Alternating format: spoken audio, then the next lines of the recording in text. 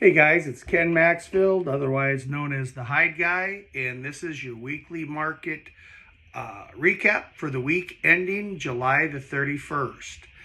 Big Packer market of the United States started out last week with offer list pretty much unchanged as they have been for the past several weeks. Packers laying claims of being well sold, not needing to sell a whole lot, supporting these claims by offer lists that are, very much unchanged. Limited number of selections offered.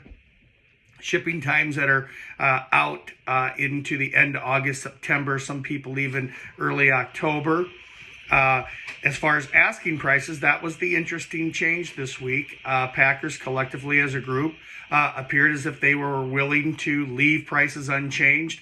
Some of the Packers were on record saying that, they wanted to give the market a break because they'd been pushing it pretty hard. I.e., I think that translates as to, we had trouble getting our asking prices the last, say, 10 days, 2 weeks, and we're just going to try to keep going things at steady levels if possible. So as far as interest last week, not aware of too many people that were laying claims to having a large number of bids. There were people still trying to buy hides. Those bidding at $3 to $5 under ask were not really, for the most part, receiving counters. Those that were maybe just at a couple of dollars under last week's trading levels were being countered at full asking prices. As far as business concluded, it appears as if most everything traded at steady levels, albeit there was a considerable amount of effort by buyers to get Packers to negotiate prices. But overall, the consensus of the trade is that they're really limited number of hides sold at steady levels, and very unlikely that Packers cleared their harvest last week. On the cow hides, the interesting thing was at the beginning of the week, there were rumors accusing one of the largest processors of selling some branded cows over the weekend at levels that would be $2, $3, $4 underneath the reported prices on our price guide.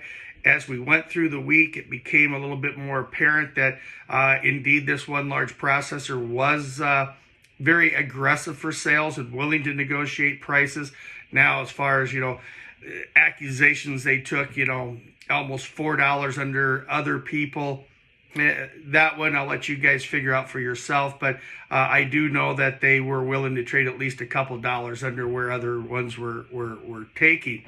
As far as the offer list last week, pretty much unchanged by most everybody else. Price is steady, but once this word got around that these folks were willing to take less money, that put everybody else under the microscope.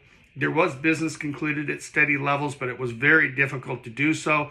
While there were a few by the end of the week that started to consider taking slightly less, maybe 50 cents to $1 under ask. So overall, I would think there was a decent number of cows sold, especially if you're going to take levels down. I would hope that you're selling some volume when you do that. As far as the knock last week, knock came in at 649. It was 648 the week before and 636 a year ago. We're up about 825,000 head over last year. That's 4.5%.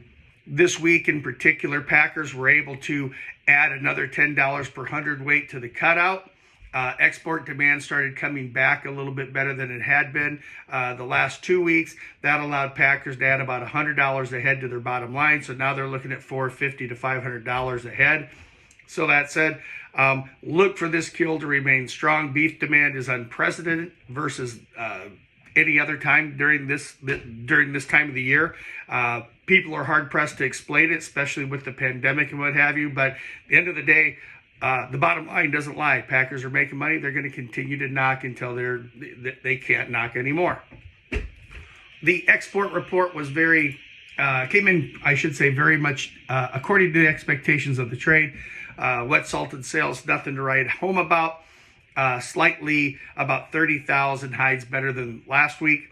Wet blue sales, as expected, well below the last 2 weeks, which were 260,000 each. Here's a little interesting tidbit you wouldn't know had you not watched this video. If you put in those 2 weeks of sales of wet blue at 260,000, but you add in last week's report and the 2 weeks prior to the big sales, The average is 177,000 hides on a weekly basis. And lo and behold, that is about what they produce every week. So they treaded water.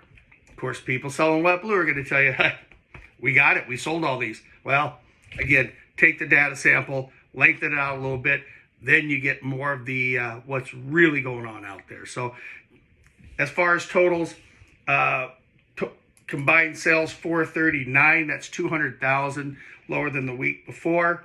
As a comparison, it's about 160,000 lower than the 2 weeks prior. Shipments 552.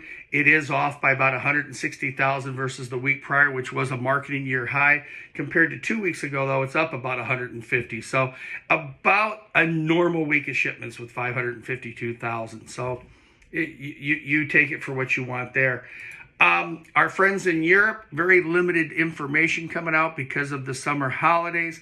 It seems as if Asia has come in over the last 2-3 weeks and bought enough hides to get most people situated through the month of August. Prices for the most part steady. Difficult to get more money, just like here in the States. And if anything, there's a slight price correction and due to currency exchange, but overall everything's just unchanged in Europe.